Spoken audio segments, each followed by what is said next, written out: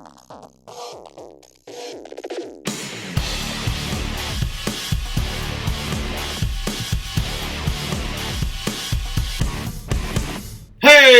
welcome to the Double BS podcast featuring episode dose, featuring yours truly, Shmoo, and my bro, Matty, Vath.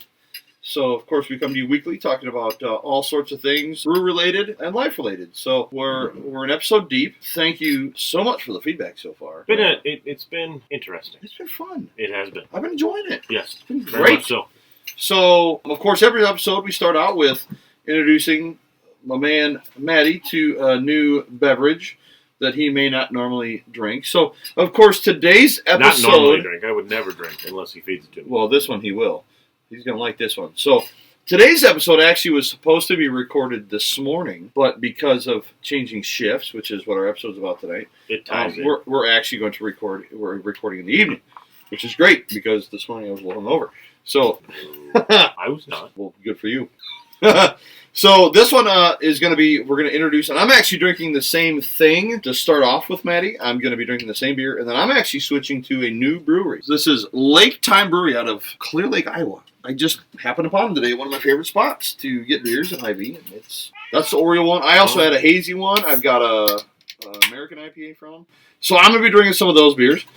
This, of course, is Zack's Mexican Donuts. This is brewed by Single Speed Brewery up in Waterloo.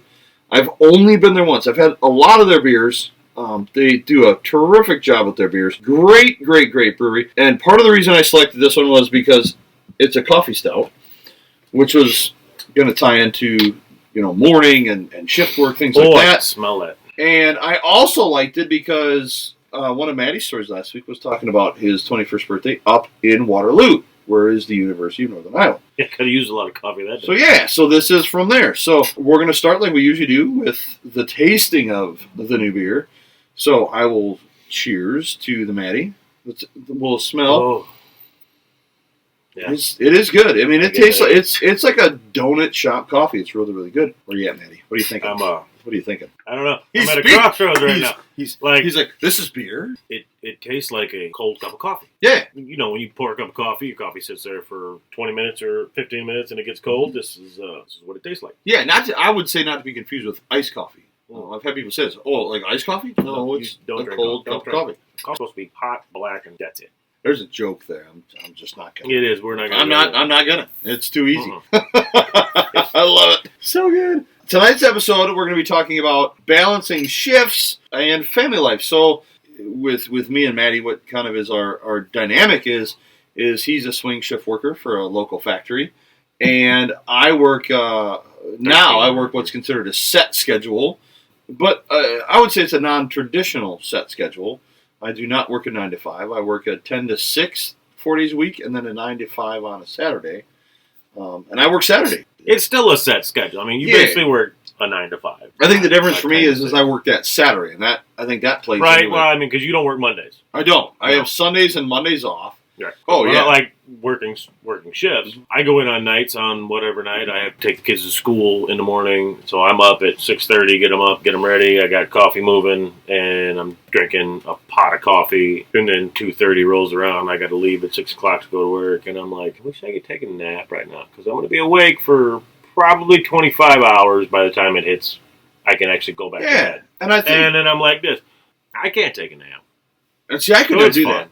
I could never do that. I can't. And when I worked, I will say when you get used to it, it's not like you get used to it, but you get used to it.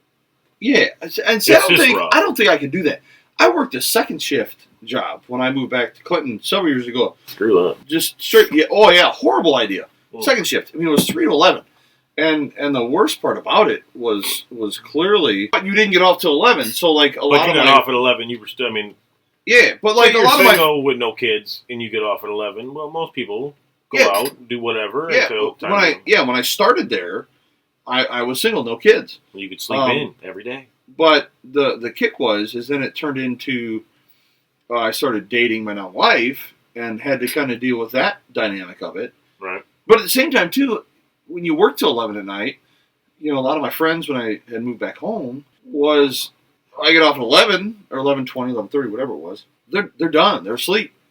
So it's like, well, what's everybody doing? So that your option was to go out with the people you just spent the last 8 hours with. Right. A lot of them. And I like some of them, but I'm like, for the most part, I was like, I've just spent 8 hours with you. I don't want to hang out with you anymore. Now, keep in mind, I'm still friends with some of the guys that I worked with at that plant years ago. I'm still friends with them to this day, but it is what it is. And even more so to where with Matty and our friendship, the swing shifts and how it affects our friendship and our ability to hang out. I think that's a big thing nowadays. I really do. I think there's a lot of people that, they go in like, well, I'm going to go work for, these companies and I'm going to work these swing shifts because I'm going to make stupid money. And which is stupid money. Which is Not which like is great money. It's stupid money. It's good money. You get paid very well. Yeah, I mean, but if me and Matty broke down and compared paychecks, his is probably double mine. Yeah, you know what I'm saying? Like, I mean, your hourly versus my hourly, it's probably much more.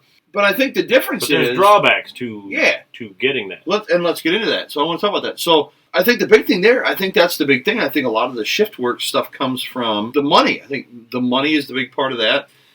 I will say that the money is a huge. You'll hear me complain a lot about working swings because it sucks. It's hard on your body. It's hard on your everyday life. But at the same time, it pays very well. There are many days where my job is not hard. There are days where you would rather just dive off the top of the building. Well, I said the working swing shifts is hard on your body. Like when I go in on nights, like I said, and especially for people who don't have kids, might be a little easier. For people who do have kids, like for me, it's a little bit rougher. I have basically my days off are my days with my children, which and I don't complain about anything like that. I would sacrifice whatever sleep I could have. Very true of you to spend time with them. Yeah, very true of you. But like I said, I go in on nights, so I have them the night before, and I get up at 6:30. I get them ready for school. I go about my day like it's a normal day. Of course, I have to go into work at 6 o'clock at night, and then I get off at 6 o'clock in the morning or 6:30 in the morning, and I come home, and by the time I call my children, because I call them every night before they go to bed when I'm on days, I call them every morning before they go to school. It's, sometimes 25 hours, 26 hours before I go back to sleep. So I've been awake for that long. And I mean, it wears on you. It does. At the same time, you look at what it's paid for me. Like, the sacrifices that I make, I wouldn't give any of them back. I have a nice house. I have a nice truck. I sacrifice anything for me. Whatever my kids need, I give them. That's what that pays for. I wouldn't change any of it. If I could do something else, I would. At this point in time, it's not really feasible. So, and I would say you're probably a little more outside the norm, just because I think a lot of people, and I know a lot of guys that do the shift work and things like that. But I also there's very few that I think really focus on, why am I doing shift work? Like, I think you look at it from, and a lot of respect for me to you is that you do that to have things, not for yourself. I think you are a rare breed in that what you do is ultimately all for your family. There's not a lot. There's a lot of people that say that, including myself. Right. I say that I'll say, I do all this for my kids. Yeah, but I do it for myself too. I think if anybody were to come up and examine you, personally in your work life and in your personal life, everything you do is for your family, and I think that's a huge thing. Well, the old saying, and I live by that creed when it comes to when I had kids, it stopped being about me. It started being about them. I don't live for myself. I live to give them the life that I had. I mean, my father worked swing shifts and worked in the same factory that I worked for 43 years. Everything he dedicated to us. So that I may not have everything, but I will do my best and sacrifice everything I can to give my kids whatever they want, whatever they need, and whatever it costs me. And I think when I had children, it stopped being about me, it started being about them. So, I'll catch sleep when I'm dead. Going back to your story of working second shift, the man my sister is dating, he works second shift. And it's hard on him because He works. Second shift sucks. He works. That's the worst just too much. It's ridiculous how much he works. But he works second shift, and sometimes he's got to go in early. Sometimes he gets off late, or he's got to stay over, or whatnot. And it's hard on him. But what he's done to be able to provide for them and the things that they have, he complains just as much as I do because it sucks. But he also doesn't complain because it has provided us a life that we probably wouldn't have if we didn't make that money. Oh yeah, and I think ultimately that's what it boils down to. I mean, really, it's the. If I could make the money that I make working swings, working like straight days, yeah, not happening. But I think that's a heartbeat. And I think that's it's a special breed to be able to do that, because I'll tell you right now, I couldn't do it. I cannot do, like, when it's nighttime and it's bedtime. Like, I'm done. Like, I'm done. I'm going to sleep. I'm not working. I'm going to sleep. I can never do it. It's one of the hardest things couldn't. to be able to be away from your family at night when you're supposed to be there, or when your son has a football game or a baseball game, to not be able to be there because you have to go to work. Now, I've always said, I will do whatever I can. I will switch shifts. I will trade hours. I will do whatever so I can be there. But if I can't, you have to understand that I can't be there. And I think that's a big thing too. Is with when you're working swing shifts, or second shift or third shift, whatever. I think that's a big thing. I think a lot of people don't look at it that way. I think a lot of people look at, like, people in your position and the company you work for, like, well, yeah, but you're making really good money. That's the only justification. Yeah, but here's the thing. Like, that's great you're making that money. So, like, the difference between you and me would be this, is, like, I would love to make $30-some an hour. But am I happy at, what I make an hour? Absolutely.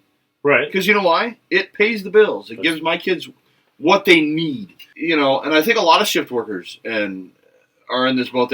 They want to give their families, their loved ones, things they want. I think it's a big thing. The whole premise of what I do. I do what I do. Yeah, and I think where I'm at is I just want to give the kids the stuff they need, with the occasional thing they want. Right. Simply because by doing it that way, for me, is I don't have to miss the things. In my line of work, it's the girls, it's their Christmas play today. Right. I have to leave. I can go do that. When they get a little older and they do sports, I will have the availability to do that. But at the same time, I think there's a lot of people look at shift work and they talk about the pros and cons of shift work. I think there's also kind of a lost one, like in my world, where everybody looks at me and they're like, well, you work for who I work for, and they're like, well, yeah, you're a set schedule. That's awesome. And there's drawbacks to that. Typically, there's set schedules are great. Like, I know week to week, this is what I'm working. I can adapt to that. Now, you can plan around it. Yeah, like in my job, the only thing really is that I work Saturdays. Mm-hmm. So, there's a lot of things that happen on Saturdays. Well, so if most of you don't know, I'm a Harley guy. I'm a motorcycle guy. I'm in a public safety motorcycle club. It's a beautiful bike. It is. So I'm pumped about that. But with working Saturdays, so a lot of my life revolves around riding and things like that. So when I work a Saturday and I've got guys that are saying, well, there's this ride or whatever on Saturday. Great. I got to work till 5, For me, I got to burn that vacation time. There, in Matty's world, he gets to do the shift trade and things like that, which I think is good. But I think for me, it's like I don't have that, and that's kind of one of the drawbacks. And cons. Like, the pros and cons of you having a set schedule is you work Tuesday through Saturday. Like, I understand that sometimes. Like, that is nice. If I work Saturday, Sunday, Monday, I work every other weekend. But while you're working Monday through Friday, 8 to 5 or 9 to 5, whatever it is, most things close at 5 o'clock. Mm-hmm. I have Tuesday off. I have Wednesday off. I have the entire day where that's where I'm everything's open. I can go do what I want. I can get stuff done. I can, get this done, get that done. The problem is like on Saturday night in July or July 4th or whatever it is, it's like this, everybody's outside partying and then they're ready to go into their weekend and I'm like this, hey, I got to go to work. Shut up. So, yeah, I feel congratulations and have well, fun. yeah, and that's, I think again, that's... I might complain. At the same time, it's like, I chose to do this, and why I do what I do is so one day, and this is one of the reasons that I pushed my oldest boy. It's like this, I pushed you, and I'm hard on him on his grades, I'm hard on him on his sports. It's like, I don't want you to have to do what I do. Like, your grandfather sacrificed what he had to do for his entire life to be able to provide for me, and now I'm doing the same for you, so you may not have to do this. Not that there's anything wrong with it, because I don't want to ever discount what we do. No, but absolutely not. It's like, if you have the ability and you have the opportunity to not do this, but it's probably better for you not to do it. Like, shift work is hard. It's not easy. It's not fun. It's hard on your body. I mean, I'd have to Google what the life expectancy of a 12-hour shift worker is, but I guarantee you it probably ain't great. Well, and I think that a lot of people look at just, talking today, it's like, what, I don't get to have a social life, and it's affecting this, that, whatever. What's a social life? Exactly. So I think the other part of it that a lot of people don't look at or talk about is, and especially nowadays, is, what is the effect on, mental health? I think mental health is such a huge topic right now. And typically, I think a lot of people, when they get into that shift work, they're young and they're single. Right. And then as they go through it, they love the money. The money's great. They're right. making great money. But then you get to that point where you're like, well, I want to have a family. I want to, put down some roots. But how do you balance that with the shift work? I think that's a big thing. It's and not only like personal, like, love relationships, if you will, but like social relationships. And I mean, we do it, me and Matty's worked shift work forever. And 13 and a half years. That's ridiculous. Yeah. That's kidding. ridiculous. It's really like, it doesn't feel like that. But like for us, it's, it's trying to figure out when we can get together and hang out and have some beers or whatever we're doing. That's a lie. It's going to be having beers. And especially now with our podcast is figuring out, recording schedules. I mean, stuff that a lot of people don't think about. They don't think about, they look at, well, yeah, you work shifts, but you make $30-some an hour. That's great. But what they don't see, and I always use Matty as an example, is like, but what you don't see is, okay, well, we have a podcast that we're doing now.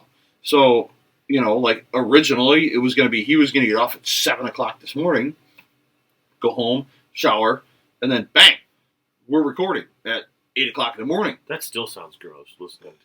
Listening to that idea makes me want to go back to sleep. Yeah, but not good. No. That's a thing. And then Matt's got a coworker that has a side business, and like he has to do all of that stuff outside of his work. For me, I'm fortunate that in my job I can spend some time, working on the podcast and writing and getting stuff ready for, the episodes, things like that. Where in Matty's world, working for the factory he works for, he might not have that time. No, that's why I love it when he may have I love that it when time. you do like this was my idea. And I might have off the cuff came up with the idea, but literally you took the idea and took the ball and ran with it, because one of the funny things about my schedule is I balance it completely around my children. So when I say I sacrifice sleep, love it. It doesn't matter what they need. True story. Andrew, my ex-wife, and I get along amazingly right now. And we haven't always, but I'm going to interject. Let me interject on that. Let me interject on that. So we're going to have an episode on that later, but I'm going to tell you this: there is nobody better at having a relationship with their ex, and in Matty's instance, it's an ex-wife. If there was a definition, and I will say this, and Matty has heard this, if there's a definition of this is how you co-parent when you're not together, I'm telling you, Matty and Andrea could write a book. Yeah. Well, they really could. We could write the book on the wrong way to do it, and we could write the book on the right way to do it. You're right. We've been down both avenues. Yeah, both books. Yep. And I think we both realize like this is not like I'm not going to spend my entire children's lives or younger lives going back and forth. So it's just better that we co-parent to the best of our abilities and get along, and we move around schedules, and I do whatever I can to help her, and she does whatever she can to help me. She's just as important, thank you, for the way we are right now, because she works with me just as much as I work with her, and she's very wonderful at it. No, I think if there was through the ups and downs. But, I think if I mean, and I say this truly. Oh, Coors Latte. Oh God.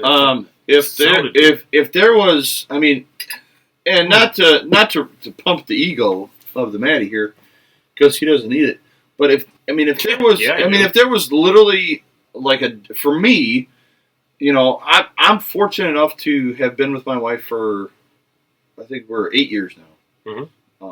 It's been great, and I have that end of it, but I've seen, Matty's end of it, and I've seen the struggle. There's been some struggle, and at the same time, though, there's been some positive.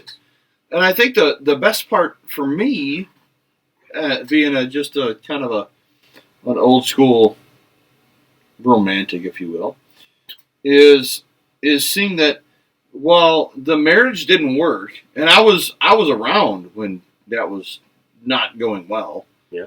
And to see where it is now, I think it's a testament to both of us. Absolutely. Oh yeah. Because now we've done some social stuff, lately, I mean this last year, to where it's like, if you didn't know they were married, you wouldn't know. I mean, that's a full on functioning co-parenting. As I said before. That's what I live for. I will interrupt. I will say, absolutely. I know a lot of people that work shifts. My personal life. I know a lot of people that work shifts, and they complain about working shifts. My personal life revolves around you. That's sad. That is but sad. That's it. I don't complain. That's okay, though. I'm okay. I like it. I don't complain. This is, I think what's beautiful about that. I think we have grown closer in these last 2-3 years. Oh, absolutely. But I think again than anything. Yeah, I mean, I think the big part of that and our relationship now is, I think a lot of people look at shift workers and whatnot, and they're like, well, you're not available when I'm available to hang out. It's hard. I know. And I think those friendships kind of, they subside because they're not, the people aren't willing to accept that, you know what, hey, my friend isn't available always necessarily when I want them to be. And I think there's a lot of people that look at that. I look at my friend Brent, who was clearly not coming out tonight. But there again, there is, he's running a business, right? And he was like, "Hey, I'm gonna come down and hang out. What beers do I need to bring?" But it's all about priority. It's one of those, like, he has a business, and I'm like, you know what? That happens, right? With you, it's there's days where, like, I would love to sit down and drink Coors Latte with Matty Vath. Well, you might be working that day, or. Like last night. Last night was awesome. Last night is a prime example. Completely unexpected. I think last night is a prime example of what our friendship means. Because you went into work, and I was fully prepared for the fact that you were working nights last night. I know, you made a Facebook Live video. I was at work, and I'm like, I just left. Yeah, you were doing that, and I was like, well, I'm going to go out, because it was nice. I'm going to go on the bike. I'm going to hit some spots that I haven't hit in a minute. And then I stopped by our producer's house. Producer/manager, whatever you want to say. I think producer sounds more fancy. I like producer. I think producer's good. Because she really does produce the hell out of it. She does. Our two asses. I can't even imagine what she it's ridiculous. Thinks when she has to go through this entire podcast. Good luck. She's like, I am the nicest person in the world. I think what I'm saying is that's okay. It happens. And then last night, and I think what really cemented, I mean, not that our relationship and our friendship needed cementing, but especially now with the podcast and doing stuff, is your schedule changed, and your initial text, as far as I know, was, "Hey, what are you guys doing?" let's I called you, and like you were literally on Facebook Yeah. Live as I called you. Yeah. I'm like this. But it was one of those like, hey, I got off first person up thing to call. Let's call Shmoo. You know, well, PD for most people that know me, but Shmoo for the podcast. And it was, hey, let's hang out. And if there isn't a better culmination of shift work, friendship, podcast, and just a crazy lifestyle than our Facebook video last night, oh my goodness. You look at, and that was ridiculous. I will toss two names out there, both of which, one of them still works, swings, works on my shift. One of them is, just a friend of yours, friend of mine. Well, they're both friends of ours. But one person that I've never had a problem with, for as long as I've known him, it didn't matter how long I was away from him or how long we haven't talked to each other. We picked up right where we left off. And Chad, I love you, brother. I haven't seen you in good Lord knows how long, but nothing will ever change with Chad and I. Chad. Yeah. Chad, yeah. Nothing will ever change with him. Proud of that kid. And that's where you develop. And that's one of the things that I've learned in working the swings that I work is you will develop the friendships that you know are, casual acquaintances or casual friendships, and you will develop that real brotherhood, that real friendship, like I have with you, like I have with Chad. Taco is another one. Josh, I love the man to death. I still hear from him. I still see him every now and then. We haven't literally probably seen each other face to face in over a couple of years. But when I talk to him on the phone, because he calls me at work, because we work the same shift, it's like nothing's ever changed. We're still those two boys who like to have fun and who will joke just like we had saw each other yesterday. And that's the beautiful part about our relationship. You will find those real relationships, and you will find the ones that are just like, okay, hey, what's going on? I'll see you later. There's ups and downs to working shifts, to making it balanced, but when you're really dedicated to the people in your life and what you are doing and why you are doing it, it makes a lot of sense. And I think let's get going. There would almost be like a kind of a camaraderie with that. Again, I've developed many friendships. Friendships down there. I think when I say mental health, I think for a lot of people, and again, our market, the people we're talking to are primarily until we're huge and famous, like share, follow.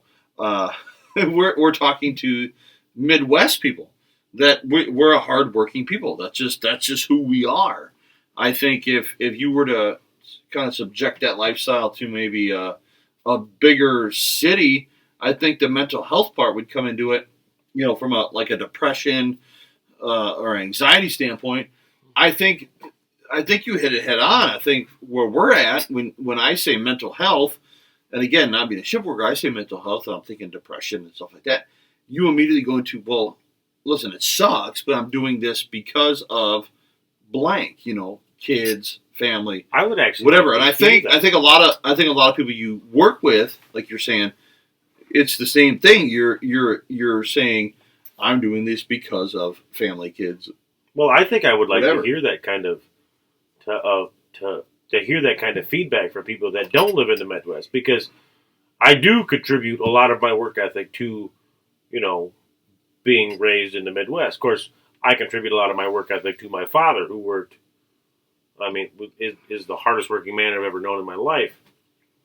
But again, but in the Midwest. But somebody from the West Coast or the East Coast who does the same thing. I'm not talking about Texas. There's guys that work harder than I do. I guarantee you that they'll work swing shifts or different shifts. Like firemen worked, that 24 hours straight.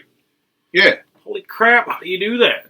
Okay, that's got to be hard on you. Mm-hmm. Okay, the people that work at the oil refineries, when you got to fly out to the derricks that are out in the ocean, and you've been out there for 3-4 days or a week or whatever it is. It's like, how does that go with your mental health or your family life, or what does that attribute to? Well, and that's where and you hit it. So you talk about oil rigs, pipeline. So many years ago, my uncle who worked up in Alaska and lived up in Alaska said, You should come work on the pipeline. I'm like, okay. And he was telling me about the money. I'm like, that's awesome. But then you get into those particulars. And again, at the time he was telling me about it, I was probably, I want to say, 18, 19. Mm-hmm. So I was a young pup at the time. And he said, yeah, you can make this. And it was stupid money. Oh, yeah. But he goes, here's the thing. Well, they got to pay you. I mean, you're going to work something. Probably 6 to 9 months, 7 days a week, 16 hours a day. But you're going to make ridiculous money. And most of the places up there is like, okay, you're going to make, like, we'll just say for a week, you're going to make $5,000 in a week. But you're not going to do anything because you're working every day. You're going to live in up there, you're going to live in a not a shack, but just a basic place. That's probably going to cost you a couple $100. And then your food. That's it. Right. So of the $5,000 a week you're making, you're not even spending $1,000 on your cost of living. Right. Which is awesome because you're going to make stupid money. But where do you spend it? Well, that's the thing. So you get to the winter months and you're going to be you're not working for 3 months. You can go out and have fun. And most of the people, and I've met a couple people that have been in that world, that 3 months, it's a thing where they'll work 9 months out of the year and make just exorbitant amounts of money. But then that 3 months, they'll blow through it. Because how? They come back to the States, they gamble, they buy alcohol, whatever. It's a thing. It is what it is. I can't do that. It's like, where I think with shift work, it's a little bit different. It's a lot different. I do love how I sit here and complain about shift work. Like, you talk about the firemen or the policemen or like the military. Like, I can't imagine what you guys do, and you do it for way less money than I do. So I don't want to ever put myself out there like I'm hard shipped. Well, and you got to remember too. I'm blessed to have a job that has kept me, especially this year. Jesus. In employment, apologize about the squeaking chairs, by the way. Ridiculous. Do what I have to do. I can't imagine what other people have gone through, and I don't want to seem like I'm complaining like I have a hard life. I don't think we do. I think no. I think where we're at, in our little Midwest town here, we've dealt with the coronavirus. I mean, I think it's been a thing. I think it's a Midwest thing. You come together. I mean, coronavirus has been nationwide. Right, I understand that, but I think Midwest is a little bit different because you got to remember too, like we're the type of people that we're not going downstairs, we're going outside. We're cracking that beer. Let's see that coming. We want to watch that. I think that's what makes us strong. That might talk a little bit into our mental health. Yeah, I think that really plays into who we are as a people. But at the same time, it's like, well, you watched that DeRay show this year. Well, yeah, just ravaged Iowa. I didn't have to watch it. I didn't have to watch it. I was driving in it with my children in the car. We didn't hear a word on mass media. We didn't hear a word from any of the news stations that are out west, out east. But what did we do? As your Midwesterners mostly do, we picked up and said, we got this. Don't worry about this. I think it's what most Midwesterners do. We pick up, we help each other. If my neighbors need help, of course, I have the greatest neighbors in the world. Whoever needs help, and I'll always do the best I can to help anybody, whatever you need. It doesn't matter to me. Like, if I can help you, I will help you. Somehow we got on DeRay show. How we got there, I don't know. But my thing is this. So we had no national media. And again, I think it speaks to the Midwest that... It's because they didn't care. I think we kind of... What did Kamala Harris say? Like, we kind of took care of ourselves. To close out. I mean, I think we're at that point. I think we have to. We've kind of like... number one, if you have a beer that you feel that we should be trying on this, let us know. But if you have an idea for the show, please let us know. Reach out to us on here. Yes, please, comments. Next week, guys. So, of course, this episode will be, we always air. We'll air 10 a.m. Friday mornings. Friday morning, 10 a.m. YouTube, Spotify, of course, Facebook. Yep, Facebook's on there. Yep. The links are all there. If you ask, I'm going to tell you again. There's a little bell on YouTube. You better hit it. There's a like button. There's a subscribe button. There's also a comment button. So when we tell you to comment, questions, comments, whatever you got, bring it here. We'd love to hear from you. We'd love to hear from you. Please do. This is fun. This is so much fun, guys. I've loved it. I want to finish up with this one, guys. Next week, we got episode 3 coming. Mm-hmm. We're going to talk about growing up, childhood, if you will, then versus now. Yeah. So basically, the differences between when me and Matty were growing up, because we're close enough in age that we grew up in a different time than kids. You're still older than me. Nowadays. Thank you for reminding me, you butt. It's a very different world, and it's going to be a fun topic. I'm super excited. I'm actually more excited about that one. I was a little excited about it tonight. I'm excited about that one because I guarantee you people out there. Fun. I guarantee you people out there that even if you comment about next week's people video, in our age, even if you comment streetlights, next week's video, comment on this week's video about next week's video, I guarantee you have something because I mean our points of view, like what we did growing up, is just so much different than what it is now. So guys, again, hit that Facebook page, hit that YouTube page, hit that Spotify page, like, share, follow, subscribe, whatever you got to do. Whatever you got to do. I believe it's time for, now that I've had that delicious. Right. That is right. I will say, Zack's Mexican Donuts. Were we rating this? We're going to go. That's right, we were there. So the baseline. It's the end, 0 to 5. Right, baseline was Coors Light's at 45. What did I give? Well, last week was the double blackberry from Big Grill. And I gave that a 4.5. Yeah, I mean, you started off pretty big. I like that. It was you started off pretty big. Zack's Mexican Donuts. I love coffee. People that know me know I love coffee. I drink my coffee strong, black, and hot. Mm-hmm. Zack's Mexican Donuts literally tasted like a cold cup of coffee. It wasn't bad. I liked it, but it tasted very delicious. I will give that a 4. 4 even? A 4 even out of 5. Okay. I mean, I would drink it again. It wouldn't be something that I asked for if somebody wanted to offer me to me. It's a good sipper. It's a good sipper. It was not bad, yeah. Like, hey, I'm going to just have a coffee beer. But I believe it is time for... I have great news. It's time for your 45 beer. Yeah, it's time for a nice cold silver bullet. And it's time for us to check out for the night. Why don't you crack that beautiful Coors Latte? Okay, you got to be quiet because you're ready. I'm ready. Oh, Matty, love you. Cheers, buddy. Cheers, brother. Guys, thank you for listening. Thank you for tuning in. Thank you for liking, commenting, doing everything you do for us. We appreciate all the love and support. We will see you next week. That we will. On that note, we out. We out.